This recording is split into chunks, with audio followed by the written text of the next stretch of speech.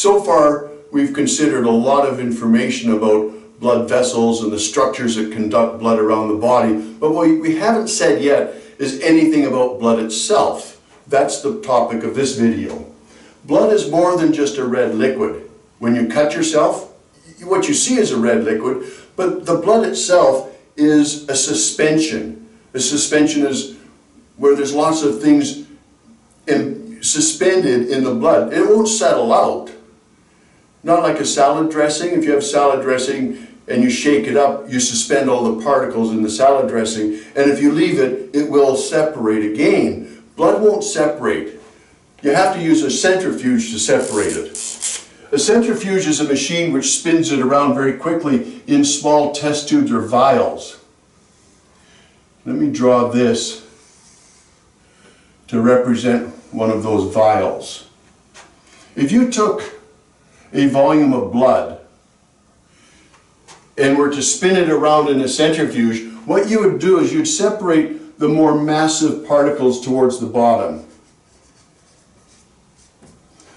The parts of the blood that don't have the mass is really the liquid part, and the cells have more mass, so the cells wind up on the bottom. So let me just try and get this about right here. That's not too far out. You'd see three layers. The first part, or the top part of this, is the plasma, which is the liquid part of the blood. And these two layers are what we call formed elements.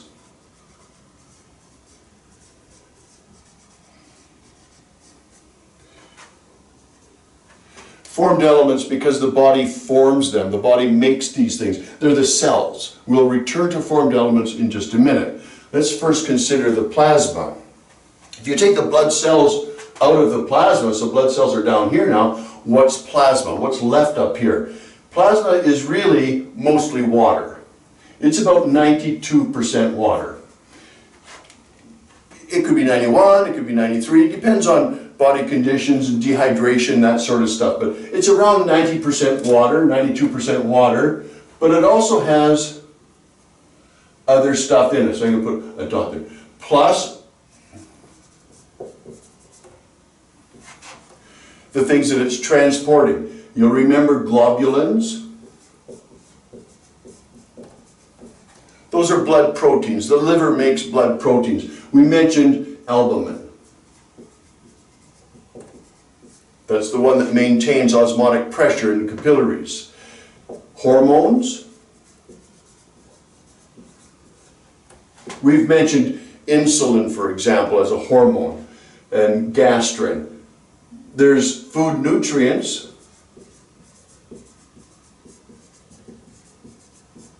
So we have our glucose and we have dissolved gases.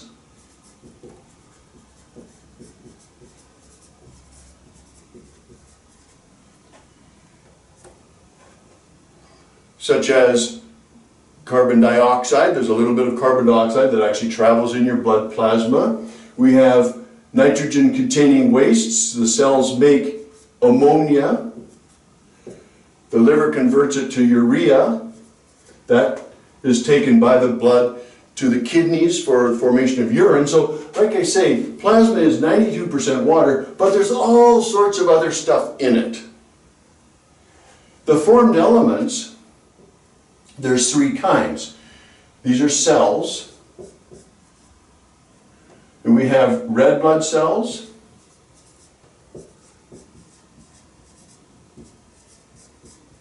white blood cells,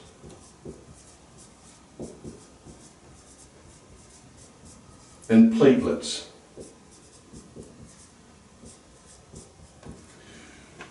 More complicated terms, these are erythrocytes.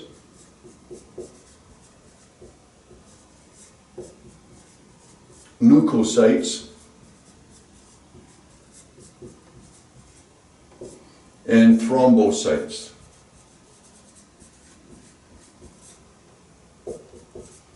The suffix "cytes" obviously means cells, like cytology.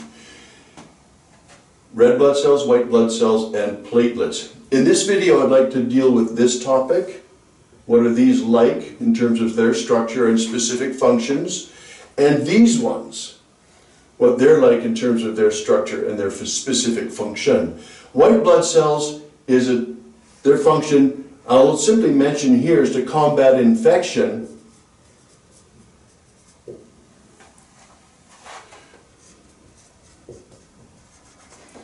And that's a separate topic.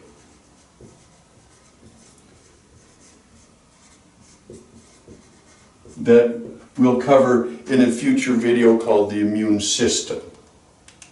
So let's get started on red blood cells and platelets.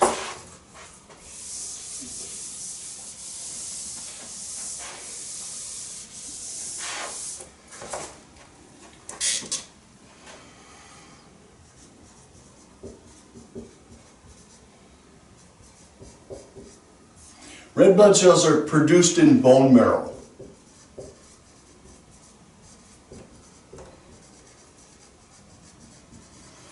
From stem cells. And as these stem cells are developing, one of the things that happens to the cells which become red blood cells is they lose their nucleus. These are anucleate.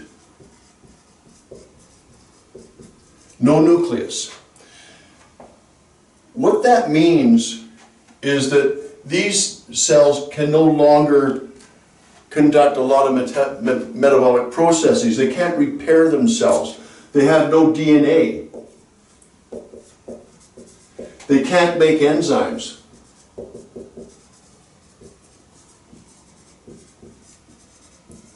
So quite simply, these cells, once they're produced, are stuck with what they've got. That's one of the reasons that they don't last forever, because they can't repair damages, they can't make enzymes, they can't carry out a metabolic process particularly. They are what we call biconcave. Biconcave means dished in on both sides. So what I'd like to try and represent is this as a red blood cell. If we take a look at a red blood cell and represent it like that, you get the kind of impression that it's squished in on the top. Well, if we took this thing and actually cut it in half along that line, what you would see is this.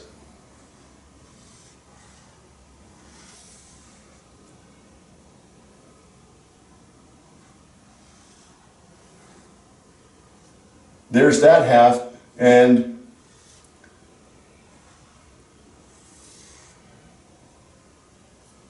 the other half. So it's biconcave. It's dished in on both sides.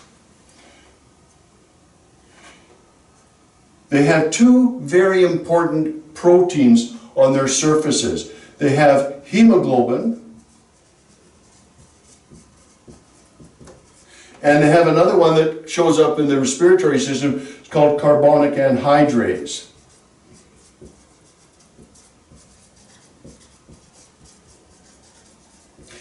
These two particular hormone or proteins, this is just a protein, this one's actually an enzyme, but it's still a protein, are part of the cell membrane. So they are located on the surfaces of these cells. There are other proteins, but for this topic, this discussion, we're only concerned about these two. And I only mention this one because it shows up later. This is the one we're more concerned with here. Hemoglobin, its abbreviation is HB, is a surface protein. Let's suggest that this is hemoglobin right there, oversized hemoglobin. It's capable of transporting 4 molecules of oxygen.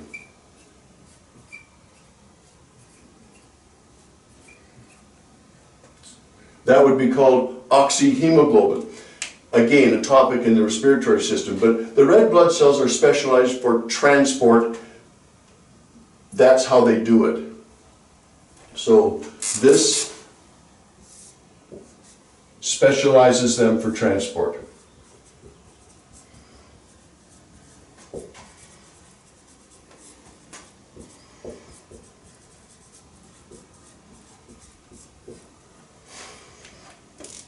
This is what happens in the arterial part of the systemic circuit. In the venous part of the systemic circuit, hemoglobin is no longer transporting oxygen, remember, because it's been delivered to tissue spaces in the capillaries. The hemoglobin picks up other things and transports them back. So hemoglobin can also transport, put it this way, hydrogen, that abbreviation is HHB, and it also can transport, HB, some carbon dioxide. So hemoglobin transports things in the blood. Now let's have a look at platelets. I'll erase this and make space for platelets.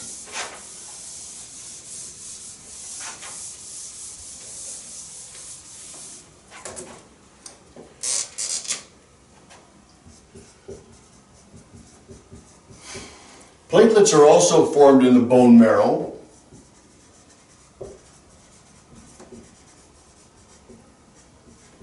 But by really large cells, megakaryotypes are called, and they actually fragment. They're believed to be fragments of cells. So, fragments of a larger cell. I neglected to mention that a red blood cell might be in the range of 7 micrometers diameter. These things are very tiny. So if that's the size of a red blood cell, these might be that big. They're just fragments of cells. What they're important for is they're involved with blood clotting. If you cut yourself, blood leaks out. But you don't bleed forever. You can stop the blood from leaking out by the formation of blood clotting. We think of blood clots perhaps as being not good. Well, if the blood clots happen to be floating around in the circulatory system, that's not good. But if you couldn't form blood clots, then you'd be a hemophiliac. That's the bleeder's disease. And you'd bruise extensively. Any little cut would be very, very dangerous. Let me represent a blood vessel here. If you were to damage this blood vessel, say there's a cut, and the platelets are going through the blood vessel, they come in contact with this rough surface on the blood vessel, that causes damage. So damage to platelets is what triggers this blood clotting reaction, series of reactions. It's actually a cascade of reactions. And let me show you how it looks. If we have damage to platelets,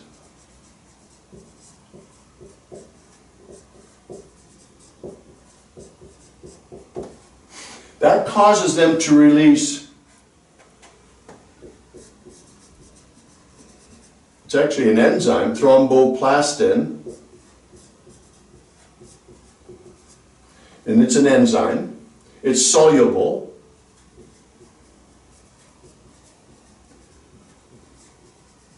So it's floating around in the blood like any other soluble substance. There's another protein in blood that's always being transported by the blood. It's called prothrombin.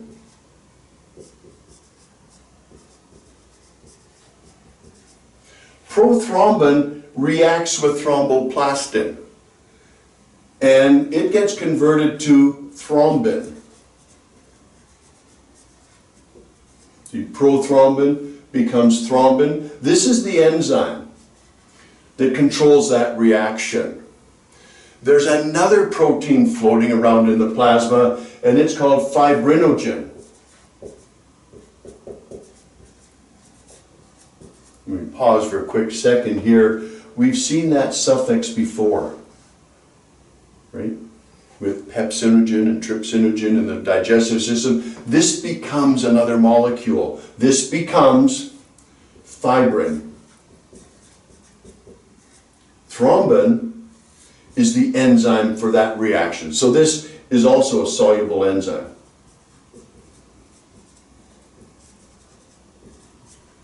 This is soluble, this is soluble. Thromboplastin is soluble. All of those proteins, they're all enzymes, these are enzymes, those are proteins, are floating around in the blood. Fibrin is not soluble. So it begins to settle out of the blood. I'll go back up to this picture now.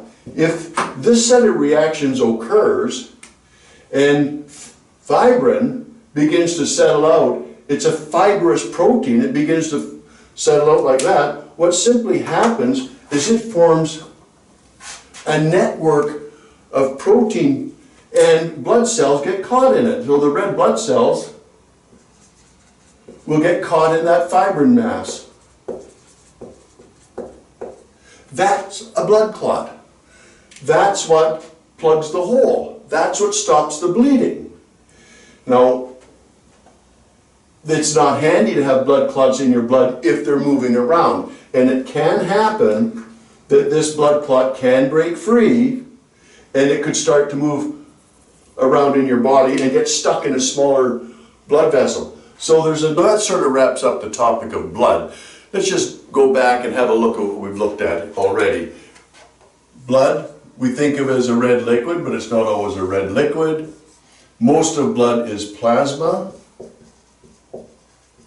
But we have cells, we have white blood cells,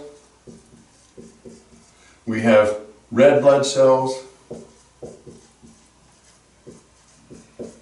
and we have platelets, and platelets don't actually form a layer if you centrifuge the blood. This makes up about 55% of blood, this makes up about 45% of the volume of blood, so my diagram isn't very accurate, but you get the idea. With 4 types, I'll put the platelets down here, with 4 components to blood, you have to recognize there's 4 functions to blood, because every component has to have its function. Platelets, we know, are in charge of blood clotting. That's that series of reactions. Calcium ions are important for that series of reactions. Red blood cells are for transport. They transport oxygen.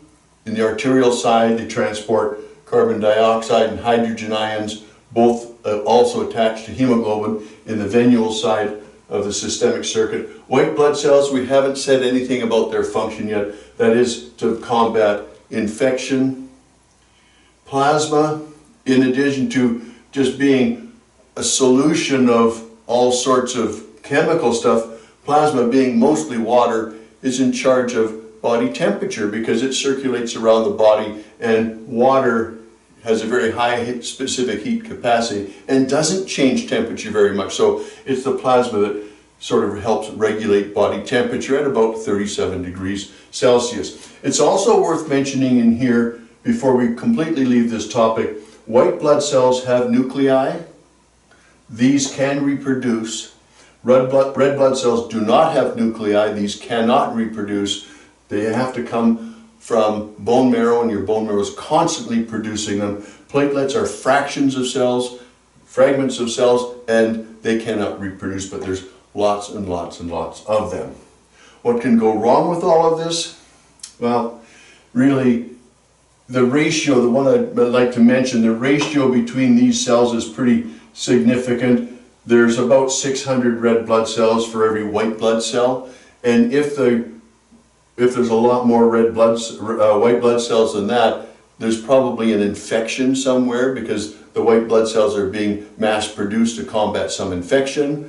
Also, leukemia is another situation where white blood cells are being produced more rapidly than they would normally be produced, so the cells are going and dividing by mitosis. So the ratio of this can get mixed up. The problem with that is if you don't get enough oxygen being circulated because there's too few red blood cells compared to these, then you don't feel well and your body can't respond properly to certain situations. Things that can go wrong with platelets and blood clotting, the condition of hemophilia is bleeder's disease, where the platelets do not form blood clots properly. It's a genetic factor. The factor VIII is a protein that the people with hemophilia cannot produce. The importance of body temperature, we have to recognize hemoglobin here, a protein. If body temperature varies too far from the 37 degrees, then the hemoglobin becomes partially disfigured. It's not really denatured yet, but it can become less able to transport the gases that it transports. Thanks again.